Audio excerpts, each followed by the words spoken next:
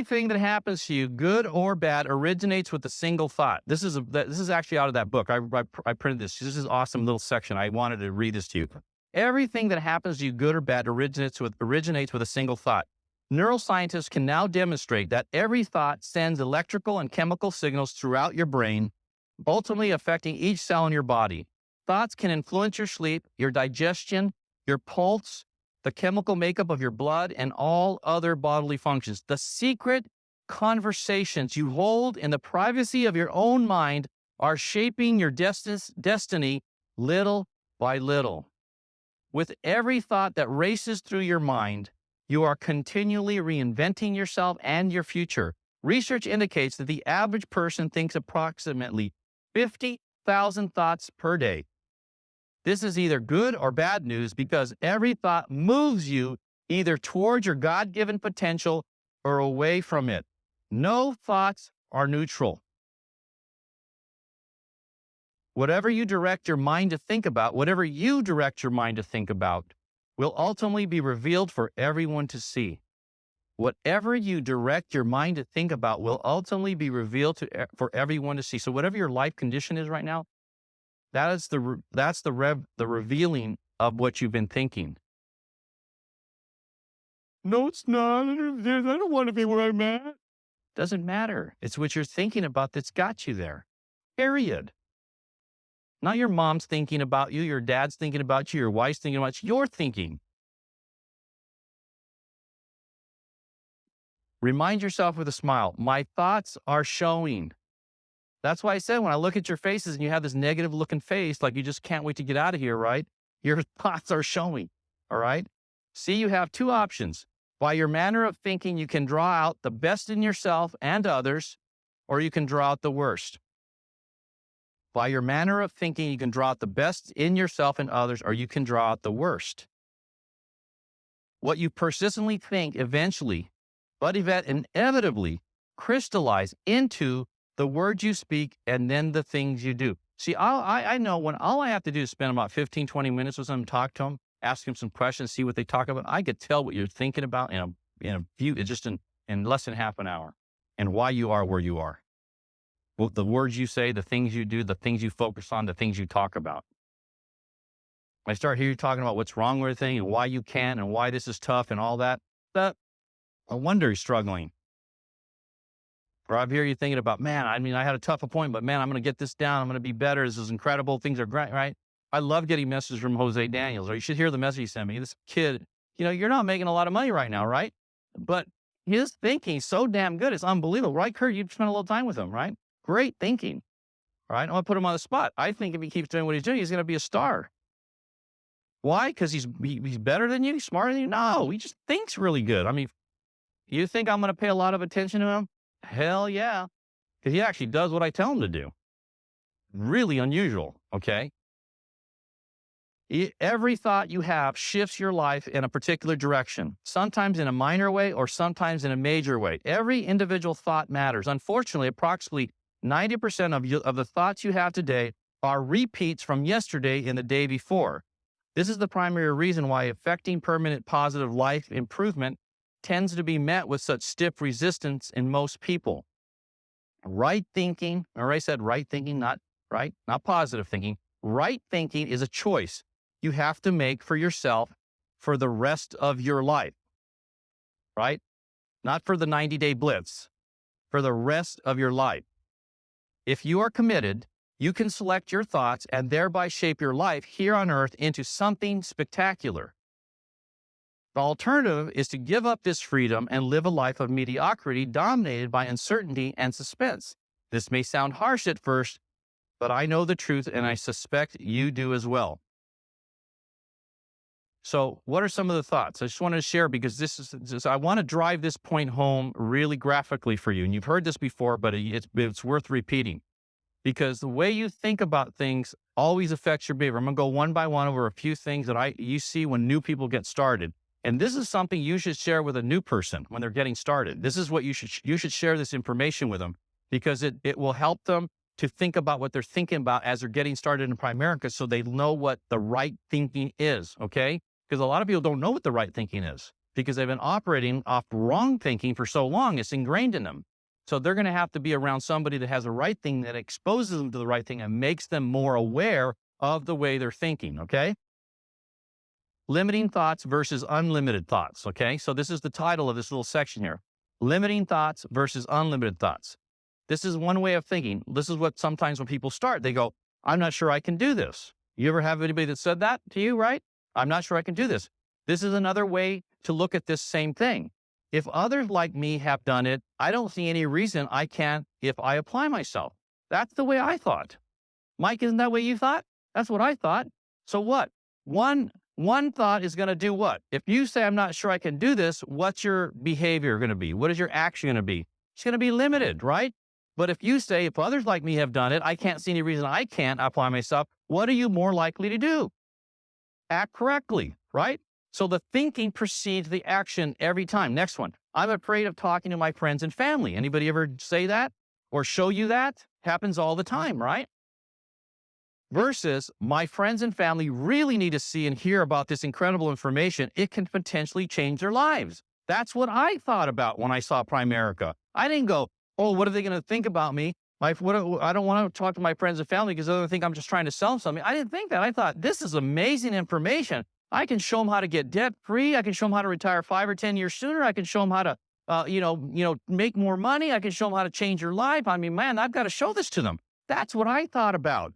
That's what a winner thinks about, right? So a lot of your people that you're recruiting are thinking that thing. You need to expose them to the right way of thinking about this. Make sense? Okay, next one.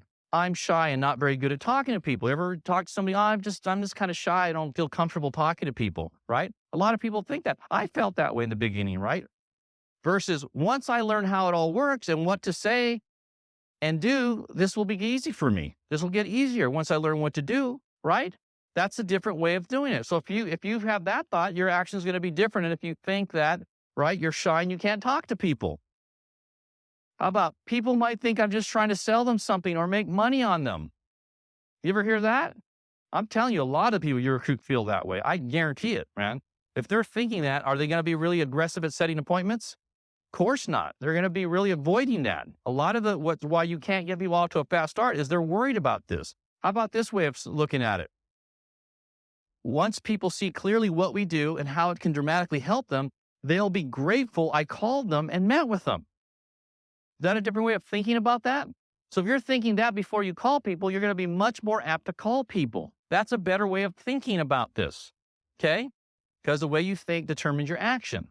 People might think I'm just trying to, sorry, the wrong one. I don't like people telling me no. I don't like being rejected. A lot of people don't like being rejected. It's really painful to them. I mean, it's emotionally and almost physically painful for them to get rejected. Okay, so how about this? When I learn how to clearly explain what we do so that they can understand it, most people will say yes, and I won't get much rejection because I'll be able to get them to see it like I do.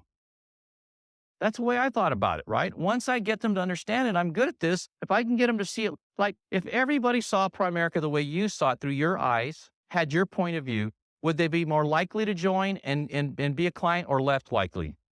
Yeah, so that once you learn how to do that, you're going to have a much higher percentage of people going forward.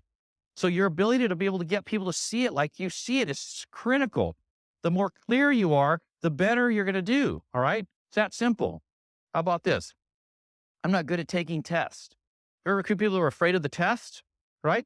I'm not good at taking tests. How about looking at it like this, right? I know if I study the material with some discipline, I'll definitely be able to pass any test, right? That's a different way of looking at it. If you don't think you're good at tests, you're probably not going to study. But if you know that if you study, you're going to pass it, you're probably going to study. Your action will be different, all right?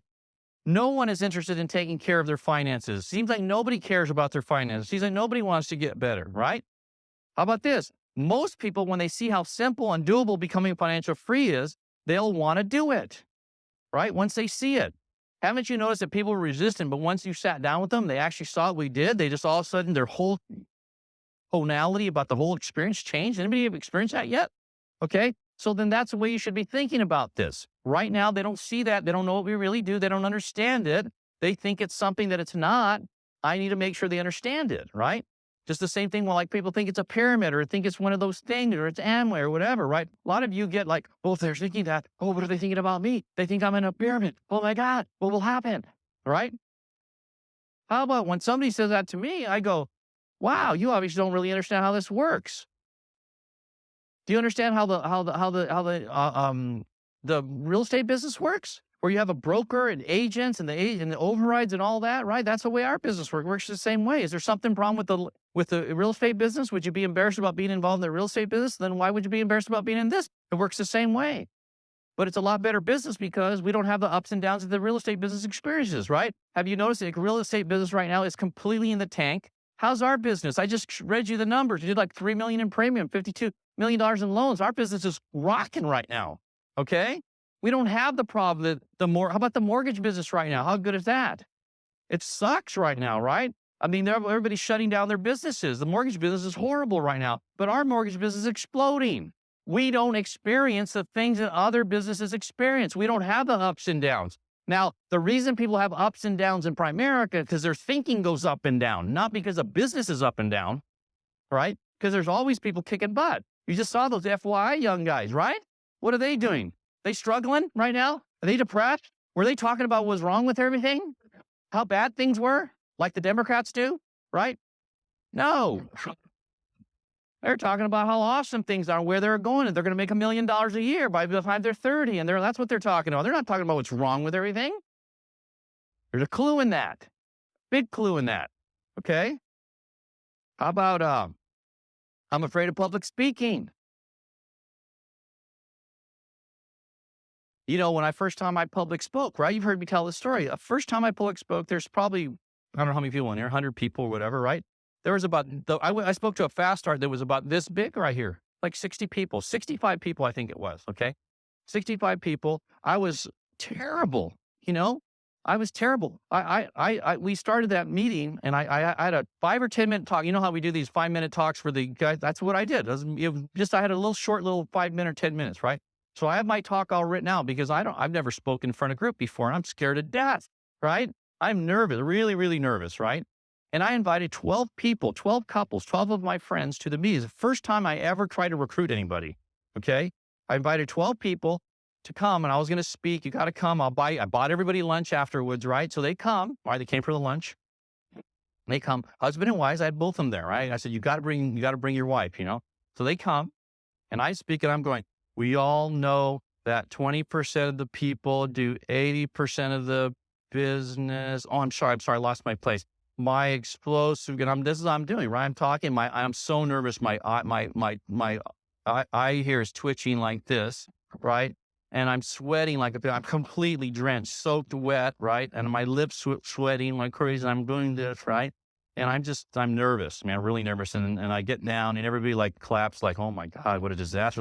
They just saw a train wreck, right? And I go sit down and Jan goes, you embarrassed me so bad. I'm never coming to another meeting again. Right? So after the meeting, I take everybody out to lunch and I recruited 12 people that day, one day, 12 IBAs that one day. Everybody got in. Everybody said, hell, if Hector, you could do it, I could do it. Right? Right? So the point is, though, of this story, I said, that's a true story, by the way. I'm not making, that's not an exaggeration at all. I honestly, all right? So, but the difference was, right? So what I said, see, was I afraid of public speaking? Absolutely. Was I good at it? Absolutely not. I was horrible, right?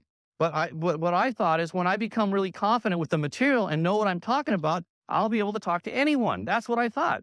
I said, I can't be any worse. If I keep working at this, I kind of only got to get better over time. That's always been my thought. Even though I suck right now, if I keep working at it, maybe a year from now or 2 years from now, I'm going to get really good if I keep working on it. That's my thought process. So what do? If I think I'm going to get better if I work at it, what am I going to do?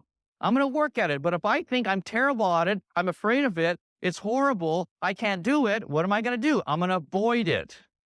Okay? So what you think about always determines what you do. Okay? So it's important to watch what you're thinking about. Am I being repetitious here? Very repetitious. I'm doing it because I want to make sure you get this. All right? I want to make sure you really get this. It's the same thing when you're training people on how to do the business, how to set appointments, how to do the presentation. You got to be really repetitious. Why? Because you want to make sure they get it. Because once they get it, they got it. right? I don't have to retrain Kurt on how to set an appointment. He knows how to do that, right? Okay, I'm not good at recruiting. A lot of you say this to yourself. You may not say it publicly, but I guarantee you yourself, because you're not recruiting a lot of people, you're thinking you're not good at recruiting. All right. Well, there's a different way of thinking of it. How about this? I'm going to study all the great recruiters until I can mimic and model what they do to get great results, and then I will become a great recruiter too. How about that? How about thinking of it like that? How about studying what really good recruiters do, paying attention to what everything they do, and then start modeling and mimicking what they do? That to me makes more sense than thinking you're not a good recruiter. Why don't you do something about it? Right? It's a different thought about it. It's real simple, right? How about, I'm not good at overcoming people's objections? There's another way of looking at that. Nobody is when they start, because you don't know what to say. How about this? Once I learn how to overcome all the most common objections, I know I'll get the majority of people to follow my advice. I'll close more people. I'll recruit more people once I get good at this. If I get really, really, really good at this, then I'm going to have really, really good results. So I'm going to really focus on learning how to overcome all the most common objections. It's not that complicated. Imagine if you had everybody in your base shop that overcome objections just like you. Would you guys do more business or less business? Well, then why don't you make sure that happens? Okay? Appointments always cancel. I hate that. I hate the appointments are always canceling. Everybody cancels. Right? Well, number one, not everybody cancels. About 50% do. Okay? How about this? When I get more, this is a better way of doing it. When I get more direct and communicate well, that meeting with me will allow people to retire 5 to 10 years sooner, become debt-free by paying off their homes, cars, and credit cards completely in a relatively short period of time. They will be anxious to see me and will be less likely to cancel our appointments. Now, if you could, when you're setting an appointment, you let people know that by meeting you, they're probably going to be able to retire 5, 10, maybe 15 years sooner than they're on pace to, and that by meeting you, they're going to be able to pay off their home, their cars, their credit cards, and be debt-free. And by the way, how much extra money would you have if we over the next 10 or 15 years got you in a position where you paid off your home, paid off your cars, paid off your credit cards? How much extra money would you have available to spend, invest, or do whatever you want? Most people are going to say $2,000, $3,000, $4,000, $5,000, right? So that if you could get to that place in the next 10 to 15 years, would it make sense for you to meet with me for 20 or 30 minutes to find out how we could do that for you? Who's going to say, no, I'm not interested in doing that? If somebody says no to that, they're too stupid for us. Okay? You don't want to meet with them anyways, right? Anybody that would say no to that is not the right person. How about, who would want to follow me? I'm not sure I can build a team. I haven't been able to do it so far. Nobody wants to follow me. I can't build a team. Nobody wants to be part of a team. Right? How about this? Once I master all the important parts of the business and learn how to effectively teach them to my people, allowing them to become successful, they'll want to follow me because they'll know that following me will allow them to win in their business. How do I get people to follow me? How have I done that? Because I've taught people how to be successful. Not everybody, the ones that would listen. The 20%ers, right? Which gets to my next focus, okay, all right? There's 20%. This is a title. Focus your attention on the 20% who do 80% of the production. You've heard this a million times, haven't you? All right. But you haven't really paid attention to this in building your businesses. And this is what you've got to learn how to do. This is what allowed me, folks, when I started to explode my business and my business grew like it grew, right? 1985, 35,000, 86, 86,000. 87, 409,000, 88, 855,000. Now, if you took your income like this, right? Boom, boom, boom. All right. That's a pretty impressive growth. Would you agree with that? Right?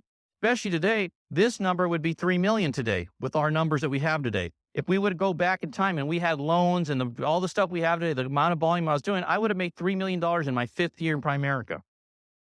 Okay. That's what I would have made based on the numbers. We ran all the numbers, okay? So if I could build a business that went from that to that, imagine if you could go from where you are right now, 3 years, 5 years from now, you're at $3 million income. Who would follow that program? Okay, well, I'm going to tell you how I did it, all right? This is how I did it. And this is what most people don't ever quite get. They don't learn this lesson. They keep trying to fit square pegs in round holes. They keep trying to make pigs fly. They keep trying to turn lead into gold, and it's not possible. Stop trying to do that. All right. So this is how you do it, right?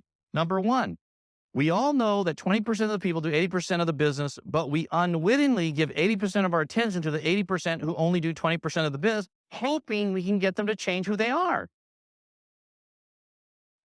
Have you figured out that that doesn't work yet? You can't fundamentally change who people are. What you've got to do is find the right people, Chuck, and spend a lot of time with those right people, right? You got to be able to identify.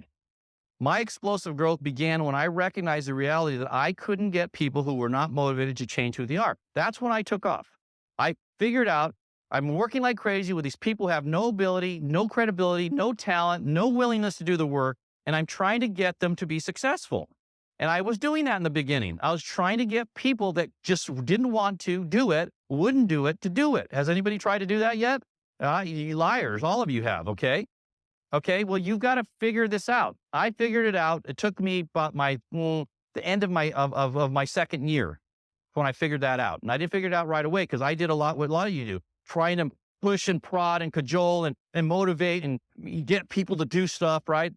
And all the energy I was spending on those people, I finally figured I can't do that. And I took that energy and started looking for the right people, prospecting for the right people, getting on more appointments, recruiting a lot of people, and then trying to determine who are the right people. Okay. Is that making sense to you guys? All right. So third thing is, you can't change people, but you can help the motivated to change their lives. Okay. You can't change people, but if you have a motivated person, you can help them to change their lives. If you commit to teaching them all you know about how to get results. So like I used Jose Daniel, right? As that example. This kid is mega motivated. Okay. I don't need to, he calls me every day. He always is doing something. I mean, he calls me every day. He doesn't miss a day. Right. And he's always asking questions and he's just, man, and he's reading and he's listening. And then I sent a message out this morning and how he handled that thing. I don't know if you heard my message back to you yet, but the point is he's actually, you know how I know he's doing what I'm telling him? Because when I hear him and when he tells me what he said, I go, that sounds just like me. That's exactly what I would do. That I know he's doing what I'm telling him to do. So that makes me want to pay more attention to him. You with me? Because I know I've got somebody over the next year, 2 or 3, I could mold into a star. And then I got other people, I keep telling them the same thing and they keep like brickheads doing what they want to do otherwise, right? Those people, I don't want to spend any time. It's a waste of time. I can't, until they get coachable, there's nothing you can do with somebody, right? They've got to be coachable. So look, you must become adept at identifying who the 20%ers are. Who are the 20%ers, right? Who are the 20%ers, okay? You already know who they are, okay? You know who they are, right? If you have a base shop, like Kurt, you have a base shop right now. How many people are showing up to your training meetings? Okay, so out of the 60, you've got maybe you got 12 to 15 of these people in your base shop right now. And you know who they are, okay? Okay, what you have to start doing is making sure that 80% of your energy goes into this little group here. This is your team captains, right? These people, if I'm you, I'm going to work my tail off to make sure every one of these people can set appointments, can prospect, set appointments, present, close, overcome objections, recruit, get people into the field like I do. Not kind of like I do, like I do. I'm going to check to make sure they're doing everything like me. Because this group is a group here, when you get them to be like you, because you on any given month could do 5 or 10 or 15 grand yourself, right? You know how to do that. So if you had 10 or 12 people that had the capacity, ability to do that because they were trained well enough and they were able to do what you do, all of a sudden you got 10 to 15 people, right? That could in any given month do 5 to 15 grand of personal production. If they all did 5, right, you're going to do 60 grand. No brainer. But if you got a few of them to actually do 15 or something like that, all of a sudden you go to a 50, 60 base shop to 100. And then you get wider and you keep paying attention to the right people. That's how you're going to take it to 100 grand, 150 grand. It's not by paying attention to everybody in your base shop. Okay. You're not going to get there by paying attention to everybody in your base shop. It's not going to work that way. It's always that small group of people that does all the production, right? paying attention to the correct people. Rick, you know who those people are in your base shop, right? You should be making a mental note. Who are these people? All right. You should make a mental note of who are those 20% of my base shop. And if you don't have any, guess what you got to do? You got to go find them. Okay. If you don't have anybody right now, say, I don't have anybody like that. Everybody doesn't do it. Well, then you need to go find them. Okay. If they don't exist right now, that's the way it is. So, how do you do that? Okay. You do it the same way a teacher does. Has anybody ever been a teacher in here? Any school teachers? You're a school teacher? Anybody else right here? No, 2 school teachers there. Okay. Alba, right? So in any given class, if you have a class of 30 children in your classroom, right? If you have a class of 30 kids in your classroom, correct me if I'm wrong here, teachers, ex-teachers, right? So if you have 30 people in your classroom, you probably have somewhere between 3 to 6 kids that are really motivated, right? Is that true or not true? Right? Is this true or not true? Is it fun working with these people, these kids? It's a blast working with those kids. It's like nothing but fun. It's energizing. The other, 24 kids, it's like, oh God, man, here comes Bill again, or Joey, or whatever, right? Okay. There's only about 20%.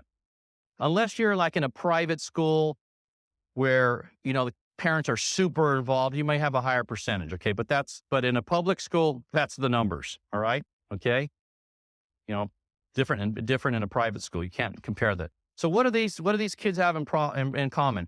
They do their homework and assignments, don't they? They always do their homework and assignments. And some of you were like these kids when you were growing up, right? Steve, did you do your homework and assignments when you were in school? Huh? Not you, the other Steve behind you. Yeah. Okay. Okay.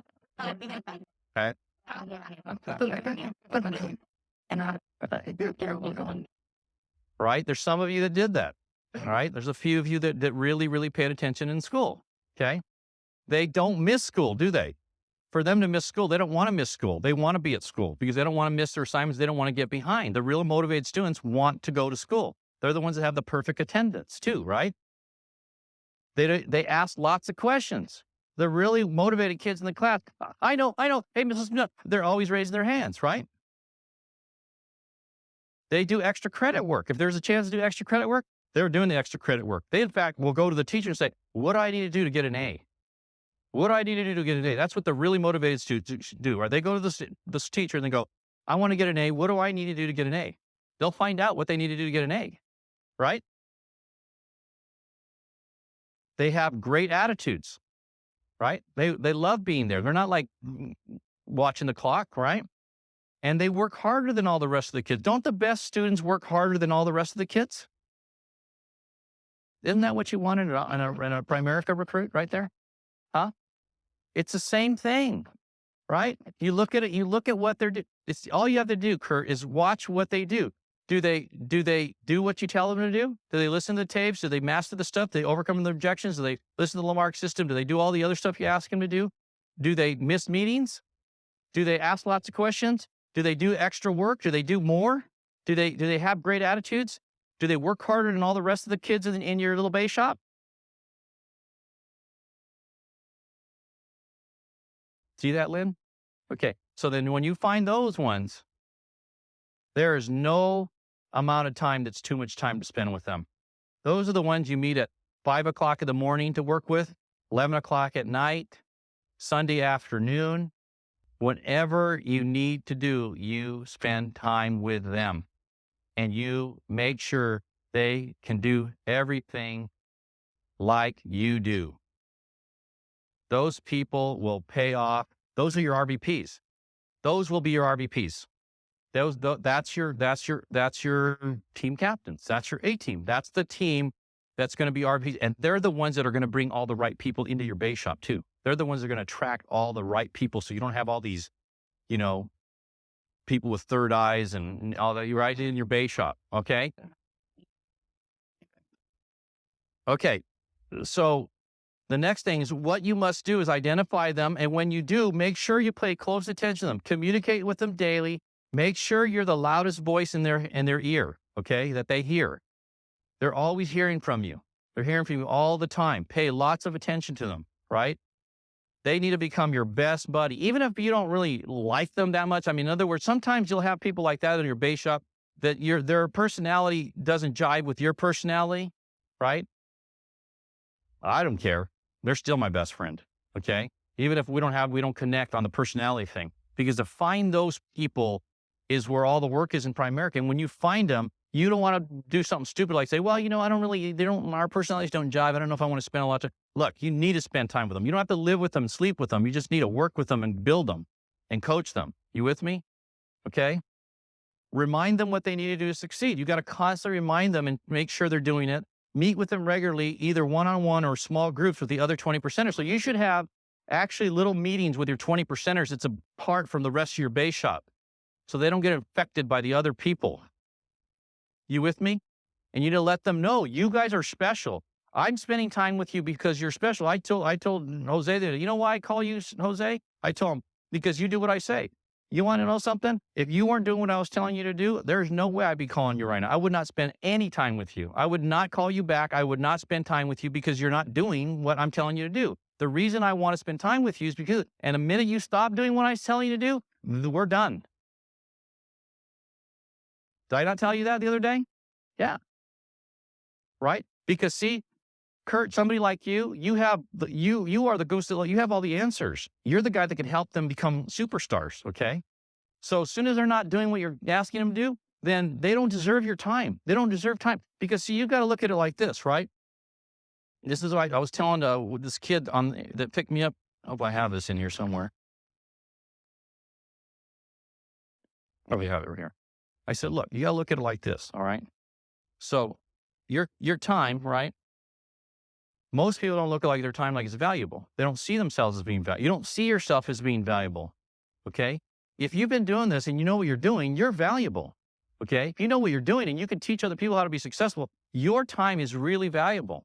Right now, if you don't know what you're doing and you can't coach them and teach them because you don't know what you're doing, you're not valuable. But a guy like Kurt or a guy like Brian, you guys are really, really valuable because you actually do know what you're doing, right? Okay. So Kurt, what are you going to end up making this year? About 400.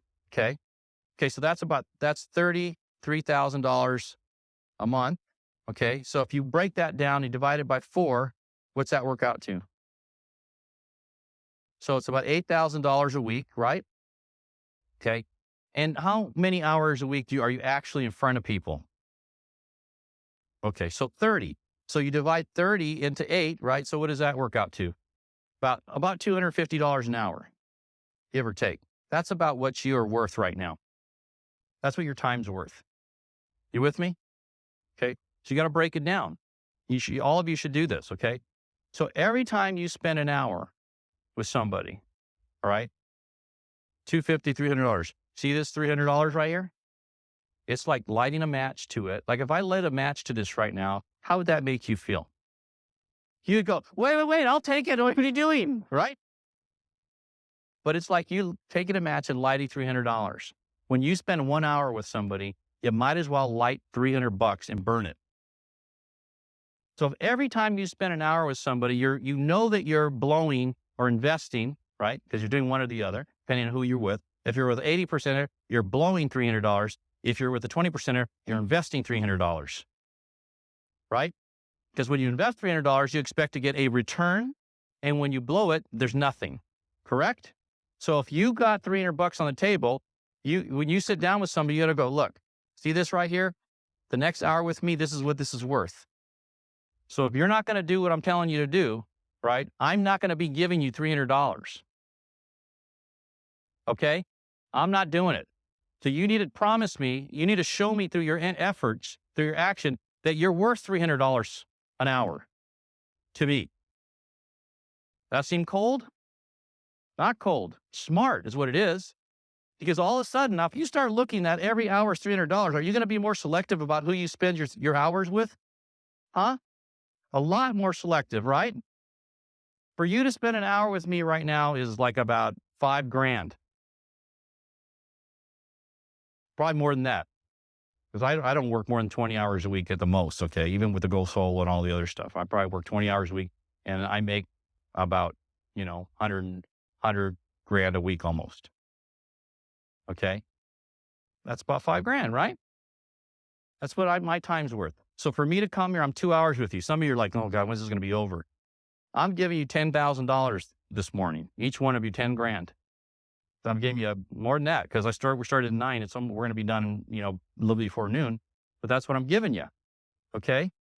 So, but if this is a one-on-one thing, this is a meeting. You want a one-on-one with me? You better be friggin' serious about what you're doing because I ain't giving you 5 grand to waste my time. That ain't happening. I didn't get rich being stupid. Okay. You get what I'm saying? You understand the concept here? See, a lot of you are just giving your time away. You're not evaluating whether the people qualify for your time or not. Just giving it away indiscriminately. As long as you give anything away indiscriminately, it has no value then, does it? You take all the value away from it. No, but everybody deserves a chance. Yes, they do if they're doing the right things. That's when they deserve a chance. But if they're not, like you miss 2 or 3 meetings and you don't do, why would I spend time with you? What would be the point? It's just burning up $300, right? See, if you are not making big money, right? Well, I'm not making any money right now. You better be thinking like you're making money. You better act now like you're making money. Okay. You meet with them regularly, one-on-one or in small groups. Okay. So now what I would do if I were you guys, all right, this is what I would do. And those of you in my base shop, okay, I'm going to do this with you guys, right? Because I'm going back to basics, reminding, right? I'm going to spend some time with you guys. Probably a lot of it's on the phone, but I'm going to figure out who the 20%ers are in the base shop, and you're going to get a lot of my attention, right? Now, how am I going to know if you're the 20%ers? I'm just going to look at this stuff. Results, right? What are you doing? I want to check. So when you spend that hour with somebody, right, but you need to check on, you got to make sure, you got to let them know they're special too, that they deserve special attention because they're motivated and coachable. You let them know they're special. All right. Let them know I'm spending time with you because I see you as being an RVP and being successful RVP. And I'm willing to invest all kinds of energy, all kinds of time because I see that as paying off big time because I can see that you act the right way, you do the right things, you're coachable. So I'm willing to, I'm going to give you access, full access to me. All right. And I'm going to work with you. And I'm going to make sure that you can do everything like me. When we get done over the next 6 months or so, by that time is over, you're going to be as good as me in every department and you're going to kick butt and you're going to make big money. All right. And let them know they're special. So the next thing, remind them that they're going to become an RVP and that they're going to earn big money because with their internal motivation, they're going to get really good at the business and outperform their peers who don't work as hard or aren't as focused, as motivated. Let them know that. It's not that there's other people in the base shop couldn't do it, but they don't do it. They could do it, but they don't. And I'm not going to bet on the come. I'm going to pay attention to like if you're going to invest in a mutual fund, what do you look at? What do you look at, Steve? You don't go, well, the money manager has a good attitude and then he wants to do better and he says he wants to do better, right? But he's not doing a very good job right now, but I think he could do better. I'm going to give him 10 grand. Would you do that? No, because that's stupid, right? So what's the difference with a new recruit that doesn't do what they're supposed to do? It's the same thing. No difference, right? Okay. So tell them that they're elite. And as long as their behavior is that of a winner, you're always going to make time for them. You tell them, Jose, as long as you keep doing it, I will always have time for you. I will return your calls. I will talk to you because I know you're serious. Okay. You can count on that. You can count on me helping you. It's not maybe. You're going to get my attention. I'm going to teach you everything I know about how to win. Okay. And if you do what I teach you to do, you're going to make millions here. Tell them that, just like that. Okay. If you don't have anyone like that right now, it needs to be your mission to find people like that. You'll get paid big money if you never lose focus on the importance of finding the right people. All the real work in Primerica is finding and developing the right people. That's all the work. That's where all the work's at. Right?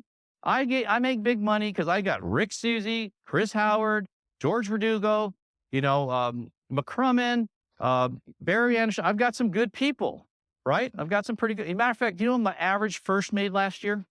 $400,000. The average guy that's direct to me as an RVP made 400 grand last year. That's pretty good, right? So I could tell I could tell you minimum you're going to make is 400. You should make a lot more than that, but at least 400 being direct to me. Okay. The mistake I see people making consistently is trying to turn the wrong people into the right people. Those of you who are doing well, you may who make you work hard and stay focused, right? The right one. Those of you who are doing well, who make you work hard and stay focused. Didn't write that very well, did I? Okay. So this is what I meant to say. Who makes you stay focused? Who makes you work hard? Me? Do I make you work all hours of the night and do all this stuff that you do, right? I don't make you do that. I don't make any of you do that. You do it. That's your choice, right? So those people that you recruit, why now are you supposed to motivate them? Who's motivating you? Nobody, right? Who motivated me? Nobody. Nobody motivated me. I motivated me. I made sure I learned everything. I made sure I worked hard. I made sure I recruited the people. I made sure I trained people. No one made me do that. I did it. So if I have to motivate you to do that, guess what? You're not for me. You're not the right person. I'm not going to build a big business with you. I don't have time to do that. You're the right person. It's your job to go prospect like heck to find others like you. If it were easy, everyone would be an RVP producing other RVPs, but most don't because they don't understand this lesson. So why do most RVPs never produce an RVP? Because they don't get this, what I'm telling you right now. This is the reason if you are an RVP and you've been an RVP for a while and you don't have one, you didn't understand this, what I'm talking about. You don't get this. You start getting this, guess what you're going to start doing? You're going to start, Chuck, you're a new RVP. I guarantee you there's probably 2 or 3 people in your base shop that could be RVPs, okay? If they learn how to do everything like you do, Chuck, okay? If they don't, they're not going to be. And they're not going to, most of them aren't going to learn it on their own. You can't leave it up to chance. You got to make sure they do. Spend more time with those people, okay? Make sure they've got the fundamentals down, right? Once you find and recruit a 20%er, you must invest whatever time and energy necessary to get them prepared to perform like you do. Let me repeat that. Once you find a 20%, you must invest whatever time and energy necessary to get them prepared to perform like you do. That's the key. Into those people, not everybody, those people, okay? All right. What do you have to make sure they can do? This is what you got to make sure they can do. Prospect like a pro. They got to be able to prospect like a pro. They can't prospect like a pro, they're not going to win. They have to be able to set appointments like a pro. They can't set appointments like a pro, they're not going to be able to recruit, close business. They got to be able to set appointments like a pro, right? They have to be able to present like a pro. If they could present like a pro, Chuck, if all your guys could present like you, what would their closing ratio be? At least 90%, okay? So when those 20%ers find out who they are, make sure they can present like you, okay? How do you find out if they can present like you? You sit them down and you have them present to you, and you can watch in 15, 20, 30 minutes, you'll know if they can present like you. And if they can't present like you, then you got to show them how to present like you and keep working with them till they can present like you, okay? It's boring, it's repetitious, it's time consuming, except it'll make you rich, okay? You with me? They've got to be able to overcome the objections like a pro. If they can overcome all the objections like a pro, are they going to close more business or less business? They're going to recruit more people or less people. If they can overcome objections like you do, Chuck, what kind of results will they get? Great results. Make sure they can. How do you know if they do? Check them out. What do you say when they say, I want to think about it? What do you say when and then you can just watch how they do it. And then you'll see if they can do it or not. They'll show you. If they're smooth and cool and calm, then they know what they're doing. If they're like all herky-jerky, they don't know what they're doing, they get nervous and tongue-tied, guess what? They don't know what they're doing. They're not pros. The scary part about Primerica is some people who are crappy still get results, and you think they know what they're doing because every now and then they write a sale and they recruit somebody and they still don't really know what they're doing, and you think they do, and you don't work with them, and they don't get any better. And then how are they going to develop somebody if they're not any good? Huh? How's that supposed to happen? They got to be able to recruit like a pro, right? Kurt, are you a good recruiter? You're a great recruiter. Okay. If everybody could recruit like you recruit, would recruiting be an issue in your business? No. Make sure those 20%ers can recruit like you. They know the thought process and the things to say and the things to focus on, the questions to ask. Okay. Simple. How about this? Plus, you got to be able to control the new recruits' warm market. Been really, really on top of my base shop about that because we're recruiting not a lot, but a decent number of people, like 14. I think we had 14 and a half recruits last month or something like that. On 14 and a half recruits, we should be doing like 40 grand, but we're doing like 15 or 20.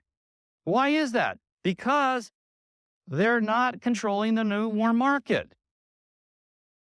When you recruit somebody, you've got to let the new recruit know what you expect and what's going to happen. You can't leave it up to the new recruit. They don't know anything about Primerica. What do they know? So if I recruit a new person, right? If I recruit Jatinder, I'm going to say, Jatinder, this is how this is going to work. If I'm recruiting you, I'm going to say, I'm sitting at your kitchen table with you and Sadhna. I said, Sadhna, do you guys have an address book? She says, yes. I say, go get it. She goes and gets it. We sit down and say, we're going to go through this and we're going to look for all the 5 pointers first. We're going to go through the A's first. People are married, children, homeowner, or have a good job, the right kind of people. And just put a list together. We're going to put a list and we'll go all through the whole thing. And then we'll go to the 4 pointers. We're going to find who the best people. And then what we're going to do next is I'm going to show you how to set appointments with these people, what to say to them. Then I'm going to train you how to do that. It might take 15, 20, 30 minutes. Then I'm going to expect you to call the top 5 or so people, maybe 10 that you really have a lot of credibility with that will let you come see them. All right. And I need to get a commitment for you. In order for you to learn the business, Jatinder, you've got to go on at least 10, 15, or 20 appointments. 10 would be the bare minimum. 15 would be better, and 20 would be awesome. I don't know which ones, but if you're not going to commit to go on 10 appointments or more with me, I'm not going to recruit you, and I'm not taking your IBA, and we're not going to do anything because ultimately you're going to fail at this thing because you're not going to learn how to do it. So can I get a commitment for you? They're going to go on at least 10 or more field training sales with me over the next 30 to 60 days. Okay, great. Then I'm going to show them what to do, and we're going to set those appointments, and we're going to go. And if he won't do that, I'm not recruiting him. What for? What's the point? It's crazy to recruit all these people and not field train them. What are you telling them about Primerica that you recruit them and then you don't get them to get trained?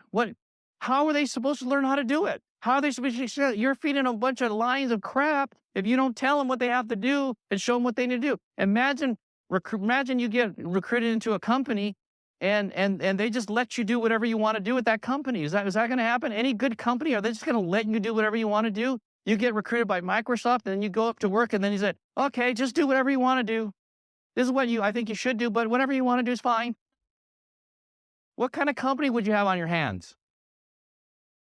If you were paying somebody 50, 100 grand a year and they weren't doing what you were telling them to do, what would you do with them, Courage? You'd fire them. In Primerica, we don't have to fire them. We just ignore them. Or we don't recruit them. Okay? See, people will do what you instruct them to do. You can't be afraid of what they're going to think about you because you're telling them what they really need to do to be successful. He needs to know that it's 10, 15, or 20 appointments if he's going to have any chance of success. If you have a chance to make 2, 3, 4, 500 grand a year, don't you think there's some expectation for your performance? Okay, that's a minimum amount, right? If we are going to pay you potentially 2, 3, 4, 500 grand a year or more, you mean we can't expect you to do something like as simple as set up 10 or 15 appointments? Come on. It's ridiculous, right? So you got to control the new markets. So bottom line is this, okay?